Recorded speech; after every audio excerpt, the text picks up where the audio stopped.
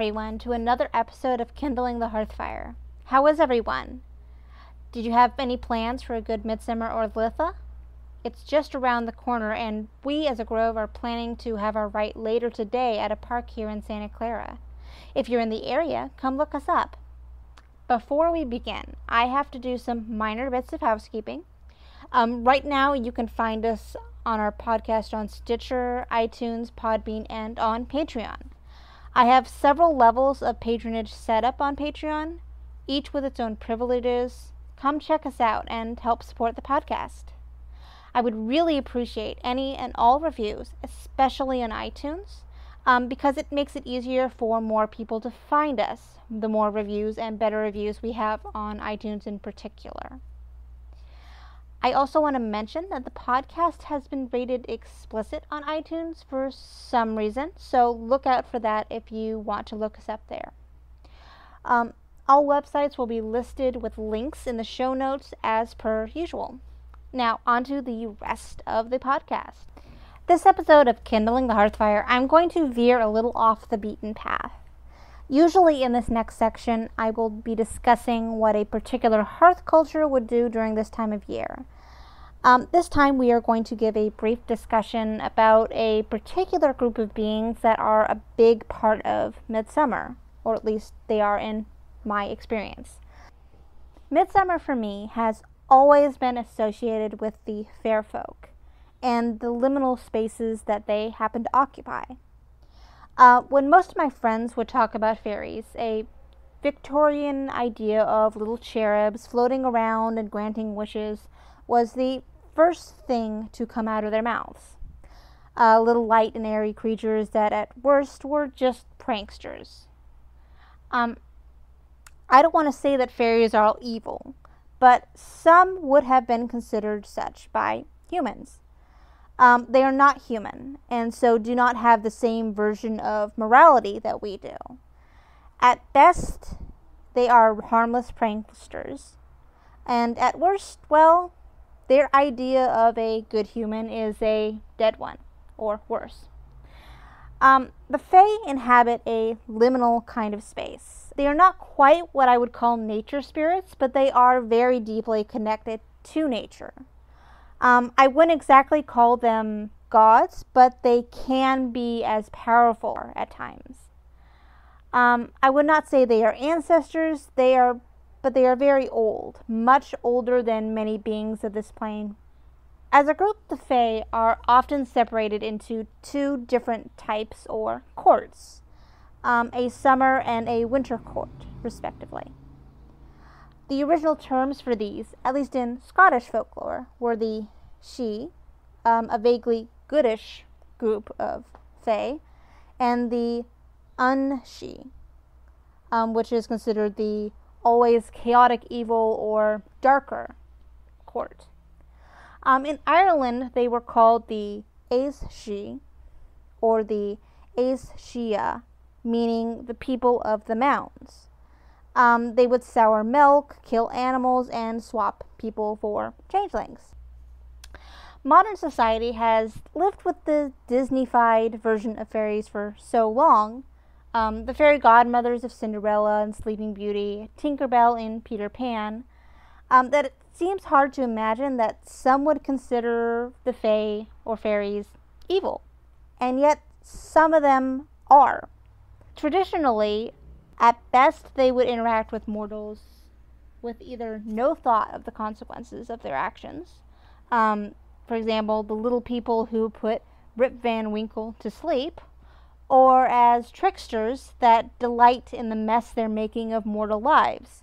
You see this with Oberon, Puck, and the rest in Midsummer Night's Dreams.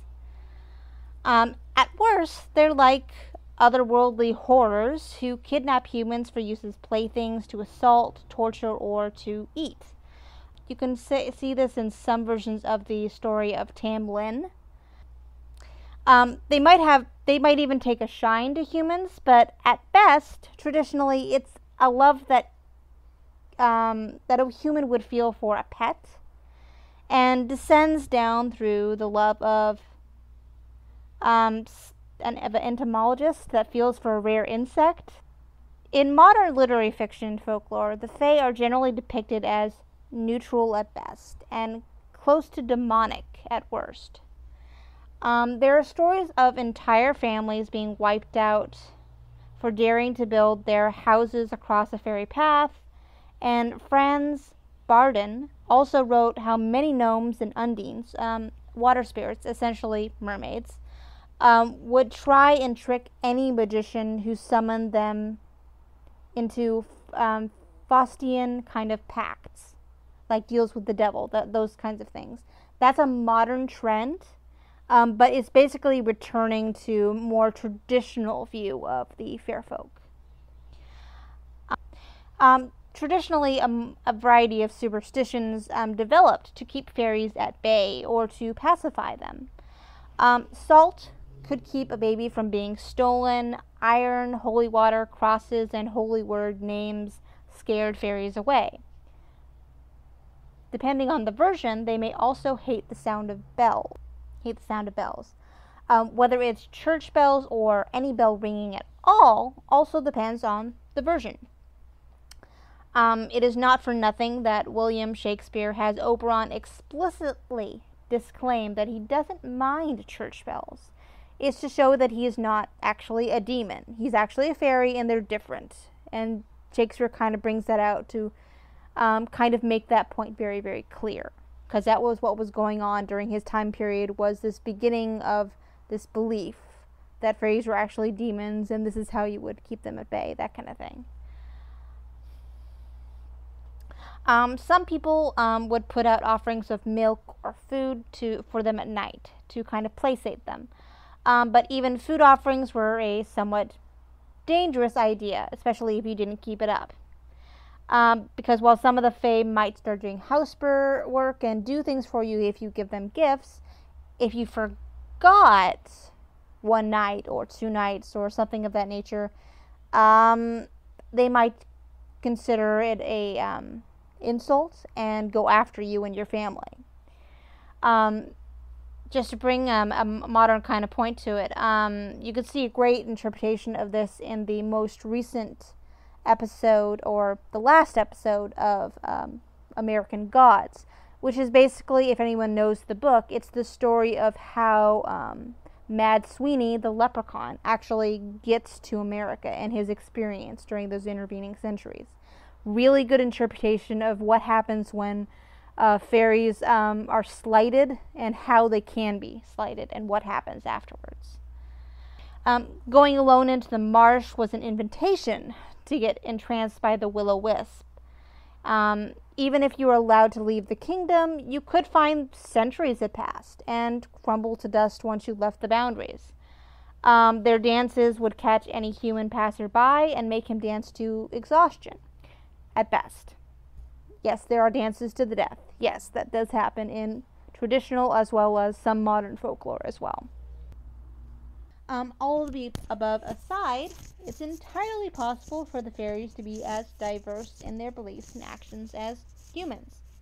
This is just a basic guideline. I'm not giving you something that'll actually help in all cases. It's just a guideline that you stick to, and in most cases it'll give you a good idea of how to respond if you're ever in a situation where you're stuck in fairy or you're having to communicate with one of the fae. Some fairies can be malevolent, but others may be friendly to humans, or at least willing to leave humans alone as long as the humans do the same. In some cases, the fairies may be more in conflict with each other than humans and act accordingly. Now, let's get to a musical break in here before we head into our main portion of the podcast.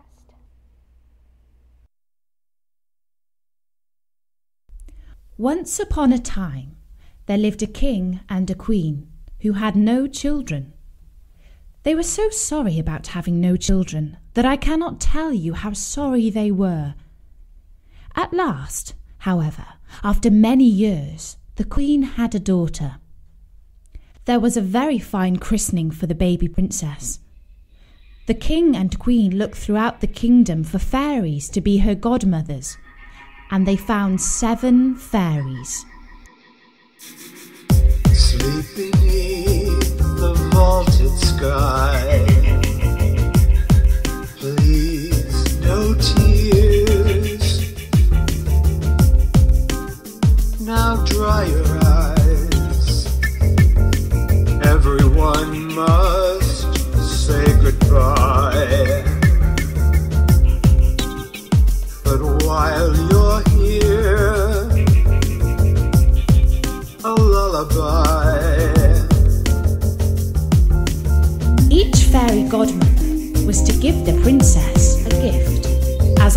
customer fairies in those days. In this way, the princess had all the perfections imaginable. My song is but a wish come true, a heartfelt gift from me to you. The old fairy felt insulted and muttered some threats between her teeth. One of the young fairies who sat by her overheard how she grumbled, and guessing that she might give the little princess an unlucky gift, went, as soon as they rose from the table, and hid behind the curtains. In the meanwhile, each cold and distant star bends low to feel your warmth, to see your glow. The constellations, pictures born in scenes of dreams, the stars give shaking her form. head with more spite than anger, she wished that one day the princess would have her hand pricked by a needle on a spinning wheel, and that she would die of the wound. This terrible gift made the whole company tremble. To every hope we ever know, as above, so below.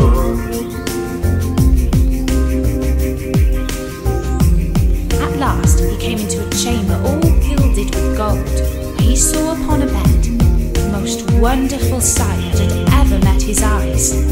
A princess who appeared to be about 15 or 16 years of age, and whose bright and rosy beauty was quite angelic. He approached with trembling and admiration, and fell down before her upon his knees and kissed her hand. The dipper ladles of its love,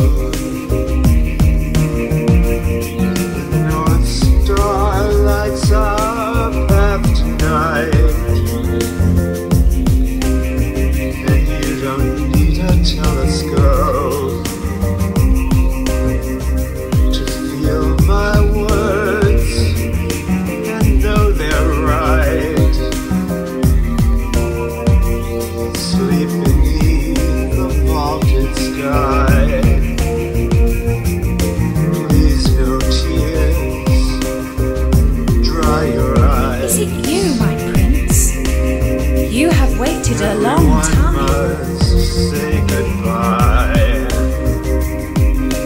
but while you're here, The lullaby. prince, charmed with these words, and much more with the manner in which they were spoken, Everyone knew not how to show his must joy say and gratitude. goodbye.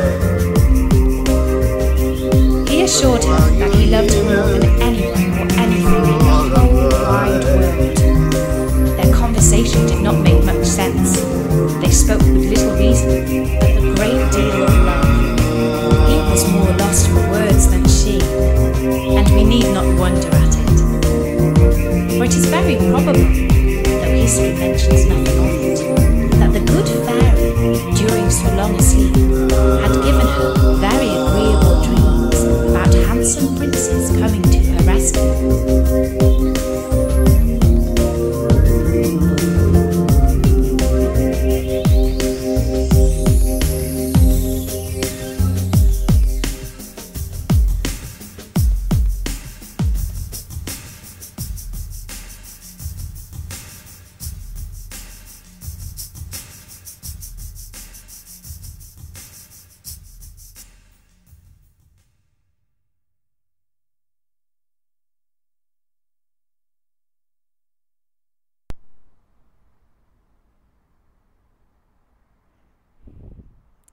That last piece was pricked by AT and is described in their own words.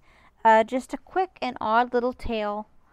Sometimes it makes sense, sometimes not. Sleeping Beauty taken from the Internet Archive site, uploaded by Our Media under CC, Creative Commons license. An interesting interpretation of the Sleeping Beauty tale, and appropriate, I think, for this podcast. Now, on to the submissions. This time around, I have a couple of submissions that were written on the Facebook page by commenting on the ad I placed asking for submissions. This first group is from the Beltane episodes. I didn't find them in time for that episode, but I did want to include them. So here they are. John Nelson writes in, "For me and my small group, Beltane is a time of fertility and celebration of renewal. We celebrate with a ritual, skyclad, feast, and a great night between my lady and I." Wendy Lackey writes in that it's about new beginnings and reflection. And Sarah Newharth believes it is about beauty and renewal. Last but not least, Paula Amaro also writes in about the Beltane episode. "Just glad for the prospect of new beginnings, and my partner, who had some life-changing health issues, and I were able to get outside and move some energy. Just a little, but it is a new start and with hope to the future."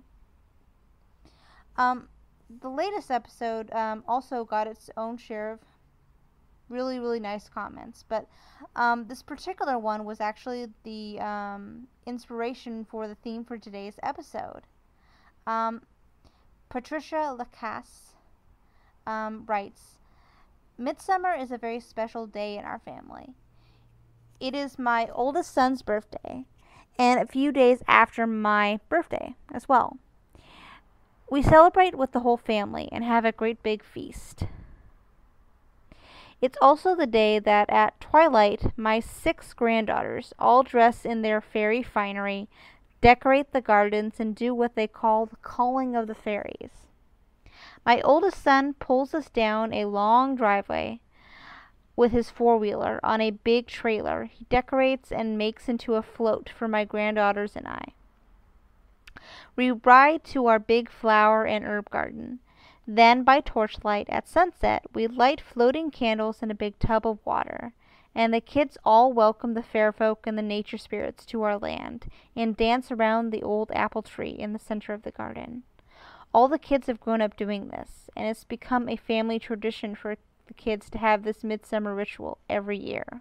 That one in particular was one of my favorites, and I felt that I had to include it, and it was a great inspiration for this episode. Thank you everyone for your comments. Now on to the submissions I actually received via email. Hope you all enjoy these as well. A couple years ago in June, I was working in the Sierra Mountains in Eastern California, and while taking some measurements, we came across a little stream, maybe a foot deep, and I had the fortune to sit beside it for a little while, and I wrote a poem. It's called "Beside a Little Stream." Oh, little stream, what could I say that would matter to you? All your life is change, everything moving, following that which passed before, alternately serene and gleeful, cheerfully bounding over rock and wood, slowly mulling over deep grooves. We are drawn to you, nourished by you. Your song is peace, your touch is comfort. You have no need for me on your bank, or the happy birds preening in your shallow pools. Your hair is lush and soft and green. Your eyes are sparkling white, ever moving, ever laughing. Your hands are roots dipping into your waters. Your dress of fine sediment, gold and brown and red, decorated with frothing lace. Deep longing draws me to you. I kiss your face, I stroke your skin.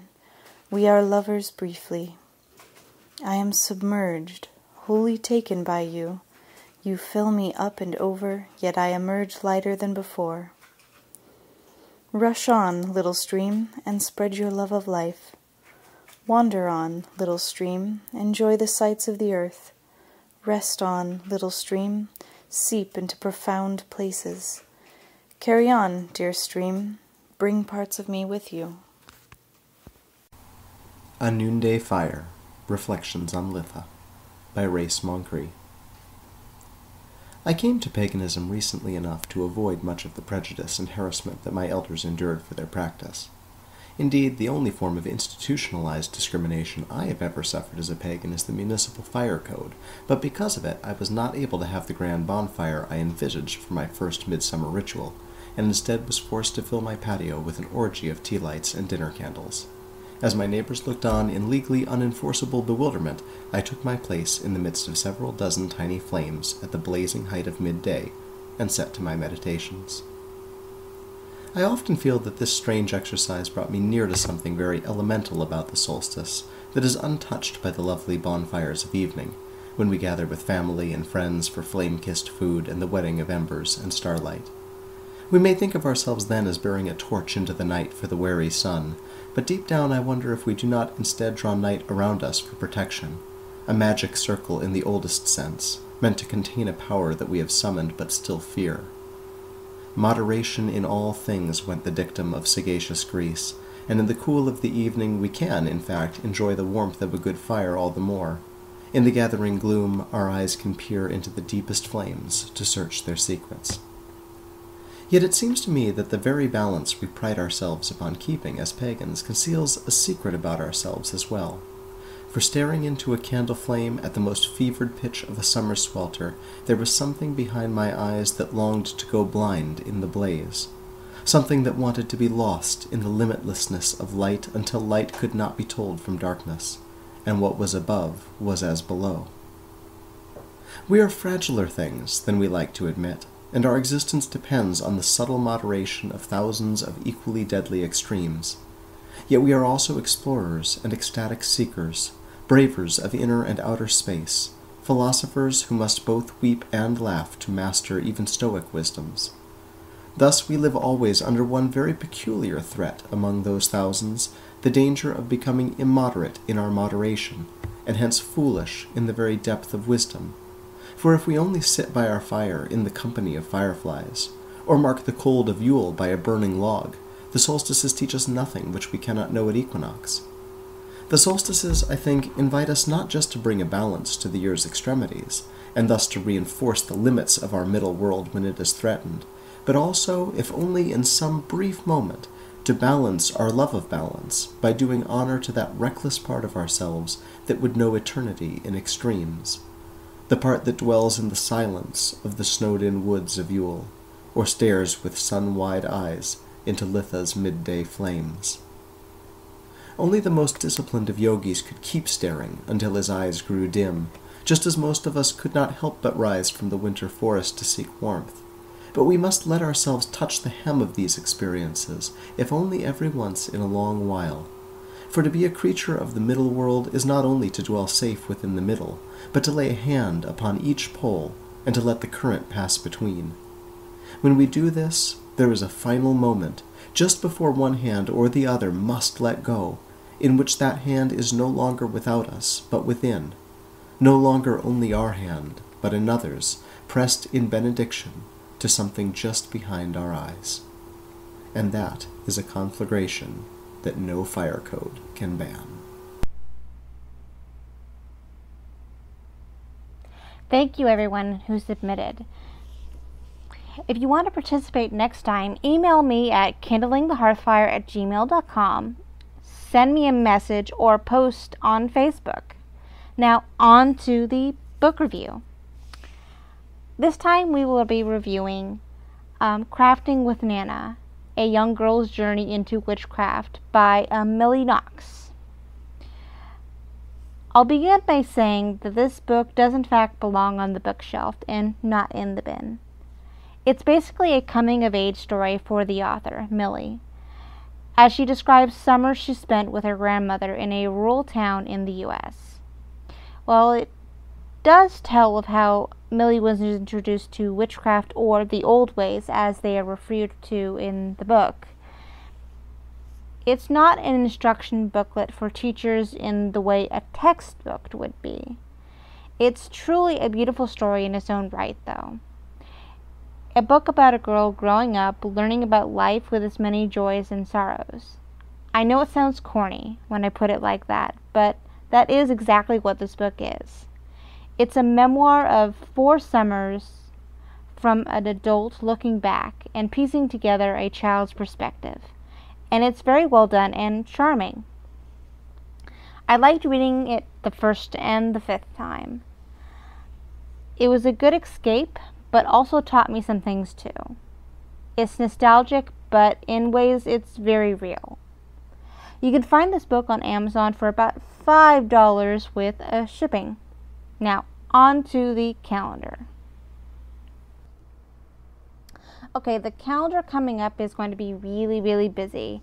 In the month of July alone, there are about 4 festivals going on, and sometimes they actually overlap with their dates, so it'll probably be impossible for anyone to actually go to see all of the festivals. The first one in the lineup is the Starwood Festival, which happens July 11th through the 17th at the Wisteria Campground and Event Site over here in Ohio, Pomeroy, Ohio in particular. And their website is www.starwoodfestival.com. And you can find registration for the festival itself and other information on that website as well. And all websites, once again, will be listed in the show notes as per usual. The next festival that's coming up is one that I love particularly because I get to go there just about every year because it's usually close enough for me to actually travel there. This particular festival is the 8 Winds Festival, and this is an ADF run festival that runs from July 13th through the 16th. And the event actually changes location every year. Last year it was up in Truckee, California, and this year it'll be up in Trout Lake Abbey at Trout Lake, Washington. And their website is northwest.adf.org/8-winds-2017. And just to be clear, 8 is actually spelt out. It's not actually the number 8. But once again, the websites will be listed in the show notes just in case there's some confusion there. But you can go there now to actually register for the festival itself. They also have a food program, but I believe that window has closed with pre-registration for that. But do check the website just to be sure, because there's a lot more information on there about the festival itself and where it will be held, the schedule of events that will be happening during that weekend, and a lot more information. And then after that is going to be the Sirius Rising Festival. And this is a pan-pagan festival which has a ADF presence. It is running from July 18th through the 24th. And it's going to be over at the Brushwood Folklore Center. And their website is brushwood.com/serious.html. And you can find lots of information about the festival itself and how to register on their website. Okay, and the next festival coming up, and this is the last one that's in July, is going to be the Chrysalis Moon Festival. And it once again is a pan-pagan festival which has an ADF presence, and it runs from July 20th to the 24th. So it kind of overlaps with the Sirius Rising Festival. And it will be running at the, it'll be in Springville, Indiana. And their website is chrysalismoon.com for more information on what's going on over there, how to register, and where it is going to be located. And then the last festival on the calendar for this time is actually one that is happening the first week of August. It's called oddly enough, the Pan-Pagan Festival, and it is a Pan-Pagan Festival that ADF does have a presence at. And it runs from the 3rd to the 7th of August. And this one is going to be in Monterey, Indiana. And their website is midwestpaganCouncil.org/ppf location.html. Okay, so that is a rundown of what's happening in the next couple months. All right, wrapping up, I would like first to thank you all for your submissions again. I would especially like to again thank Bonnie Landry, who you heard in the intro with Fire Burns Bright. We're getting ready to put the Lunasaw podcast together here at Kindling the Hearthfire. And if you have any ideas, celebrations, poems, songs, invocations, or anything else that you'd like to hear included in the podcast, please send them to kindlingthehearthfire@gmail.com. I would also love to see pictures of your Lunasaw celebrations, or just what your neck of the woods looks like this time of year. Either post them on the Facebook group or on Instagram with the hashtag KTHLunasaw. Deadlines for submissions for the next podcast is Friday, August 9th. And tune in Saturday, August 17th for another episode of Kindling the Hearthfire, where we will be talking about Lunasaw. You can find our podcast on Stitcher, iTunes, Podbean, and on Patreon. Be well, and may you continue to pray with a good fire.